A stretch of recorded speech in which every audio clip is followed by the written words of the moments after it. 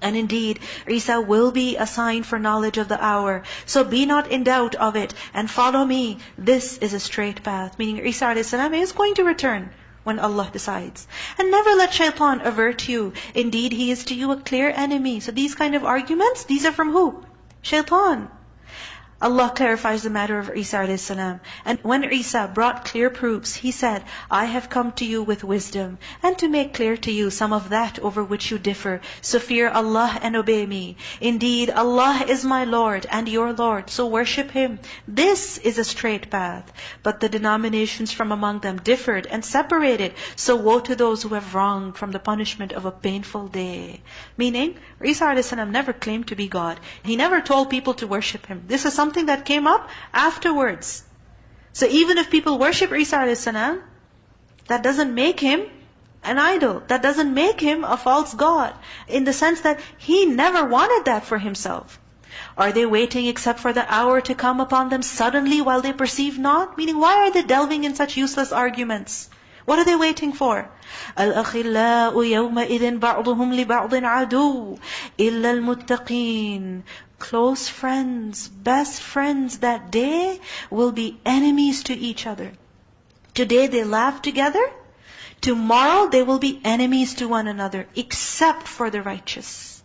You see, the basis of friendship should be what? Iman in Allah, and also taqwa of Allah, fear of Allah. Otherwise, if with our friends we forget Allah and we do things without even thinking about Allah subhanahu wa ta'ala, forgetting taqwa, then this kind of friendship, remember, it will be short-lived. It will not continue in the hereafter. It will never last. In fact, this kind of friendship will turn into enmity on the Day of Judgment. I mean, we see this in this world also, that friends together sometimes they do foolish things. Right? Foolish things. Just pick up the phone and start calling random phone numbers and just randomly bother people. But then what happens when they get in trouble? What happens? They blame each other. Then they don't defend each other. They don't help each other. What do? They turn against each other, leave each other. Imagine on the Day of Judgment what will happen. This friendship will turn into enmity. Jundub radhiyallahu anhu, he said that I heard from the Prophet ﷺ 5 days before his death. So 5 days before Rasulullah ﷺ died, he said that, O people, I stand acquitted before Allah that I took any of you as a friend. Meaning, I did not take anyone of you as a Khalil. For Allah has taken me as His Khalil, as He took Ibrahim as His Khalil. Had I taken anyone from my ummah as a Khalil, I would have taken Abu Bakr. But even Abu Bakr is not my Khalil. Who is my Khalil? Only Allah is. Because firstly, the fact is that no human being is deserving of our ultimate and absolute love. Not even a friend. Not even a friend, a supporter, a kind person like Abu Bakr. First and number one is Allah and only Allah. Allah alone. And then among people, yes, there is friendship, but it is of a lower level. There is love, but it will be of a lesser degree. And that too should be based on fear of Allah, taqwa of Allah. It should be according to Allah's directives. It should be for the sake of Allah.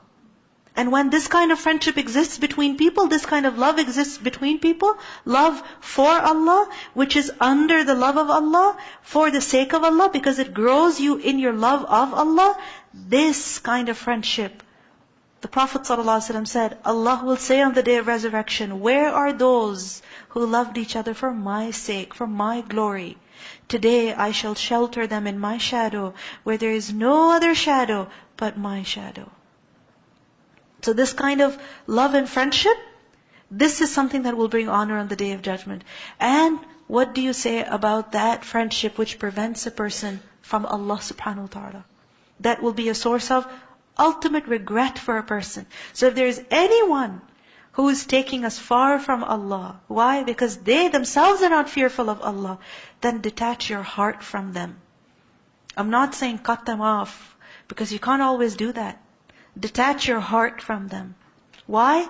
Otherwise, they will also influence you. Ya ibadi la khawfun alaykum al-yawm wa la antum tahzanun. Allah will say, O my servants, who are the muttaqeen, O my servants, no fear will there be concerning you this day, nor will you grieve. You who believed in our verses and were Muslims, you surrendered to Allah. Enter paradise, you and your kinds, your spouses, delighted. Meaning, a person, if he is on the haqq, if he loves Allah, and those whom he loves also love Allah, then such people will be kept together. Friends, relatives, couples, parents and children, siblings, they'll be kept together. Antum wa azwajukum tuhbarun. You will be delighted. Circulated among them will be plates and vessels of gold, and therein is whatever the souls desire, and what delights the eyes, and you will abide therein eternally. وَأَنْتُمْ فِيهَا خَالِدُونَ. The Prophet ﷺ said that in Jannah, their utensils will be of gold, and their combs will be of gold and silver. Can you imagine? Hairbrush, comb of gold and silver. And even when the wood is used, right, it will be of aloe, meaning very good quality wood, meaning every kind of luxury in Jannah. And that is paradise, which you are made to inherit for what you used to do. بِمَا كُنْتُمْ تَعْمَلُونَ. For you therein is much fruit from which you will eat.